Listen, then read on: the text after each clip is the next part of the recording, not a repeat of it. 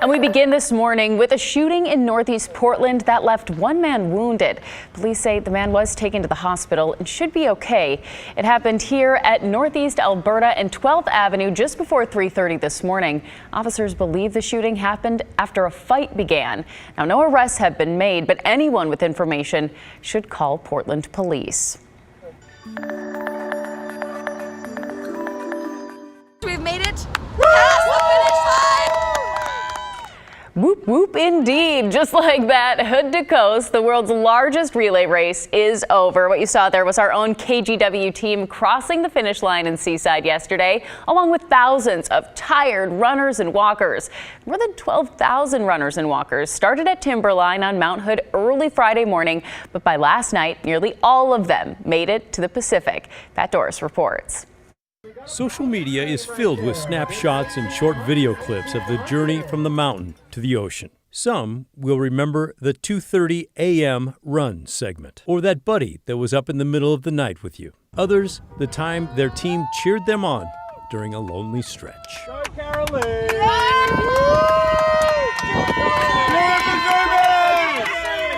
Yes, there is running, and yes, it is fun. But the experience also includes bonding through maybe 3 hours of uninterrupted sleep in 35 hours. We had a KGW team there. Providence had teams also, and they included doctors and cancer survivors and sports medicine pros who helped others along the way. While the runners and walkers covered the miles, the party tents at Seaside were quiet this morning, but ready for the crowds. Some participants, like the Mad Max team from McMinnville, even shot and posted a mini video of their journey. And then, after what must have seemed like forever to most doing the hard work of pounding the miles, the journey was over. There were celebrations, big and small, as teams crossed the finish line together, and then collected their finisher medals. Some couldn't quite keep awake during all the excitement. Yep, it is that sort of drain on the body. The winners, if you are into that, were the Bowerman team for the men, who ran the 199 miles in 17 hours and 19 minutes. The fastest women were the Goats and Roses team, finishing at 20 hours, 47 minutes. Congrats indeed. But for most, it was more about the journey than the destination, the renewing of old friendships or the creating of new ones. Our KGW team included Station President Steve Carter, who recently moved here from Colorado. This was his first time running Hood to Coast. It was awesome. It was a great team. No sleep. 200 miles. We made it to the coast, as you just saw. You guys are the best. It was that sort of experience for so many. It was about struggling to keep going for your team, celebrating at the Pig and Pancake, or maybe just having a cold drink, or both. Pat Doris reporting for us there. Congratulations to all of the runners, the walkers, the run walkers, everybody. It's just an amazing feat, a huge accomplishment. So cool. Congrats, everyone. Well, heads up for drivers in Portland. The Broadway Bridge is closed to cars this morning for the Sunday Parkways event. It'll be back open at 6 o'clock tonight. Cyclists, pedestrians, and streetcars will still be able to go across. So if you're looking for another route, you might want to try the Steel or Fremont bridges. Buses that use Broadway Bridge will instead go over the Steel Bridge today. In other news this morning, a climber is dead after falling at Smith Rock in Central Oregon. It happened around 9:30 yesterday morning. Deputies say the man fell about 100 feet near the lower gorge at the state park while trying to make his way down a climber's path. His name has not been released. Well, take a look at this. This is the moment a horse was rescued from an overturned trailer on I-5 in Southwest Washington.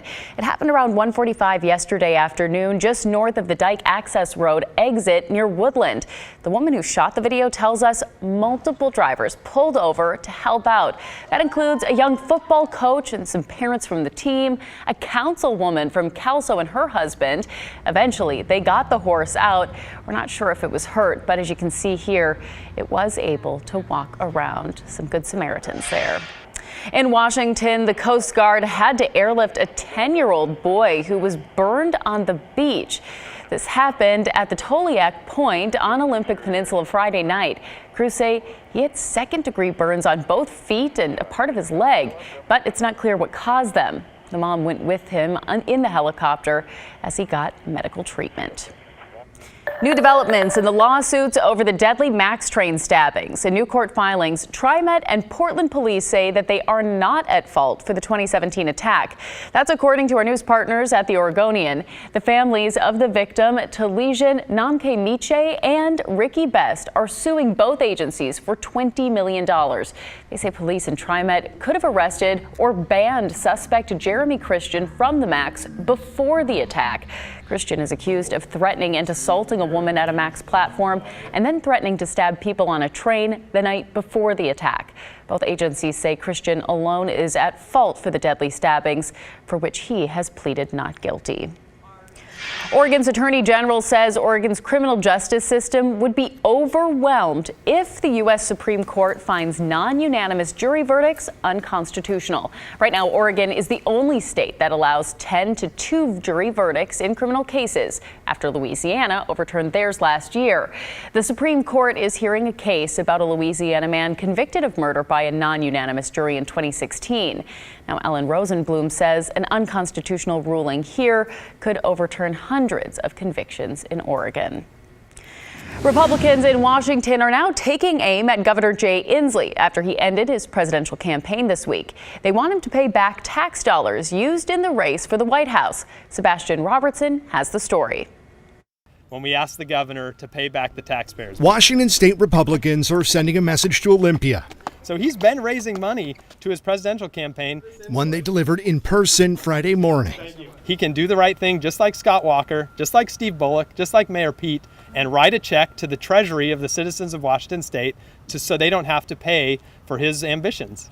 Caleb Heimlich, head of the Washington State Republican Party, says more than 4,500 signed a petition asking Governor Inslee to pay back taxpayer money they say was spent to support Inslee's run for president, a run that officially ended this week. There was only one position I was interested in, and now I'm interested in serving the people of the state of Washington. We've had great success doing that. If you give me that chance, I'll keep working for another 4 years. Washington Democrats call Friday's move a political stunt. They say extra security during the national campaign was necessary. Let's get this job done. In a written statement, the state Democrat Party chair says there are, quote, real and serious dangers to politicians' personal safety.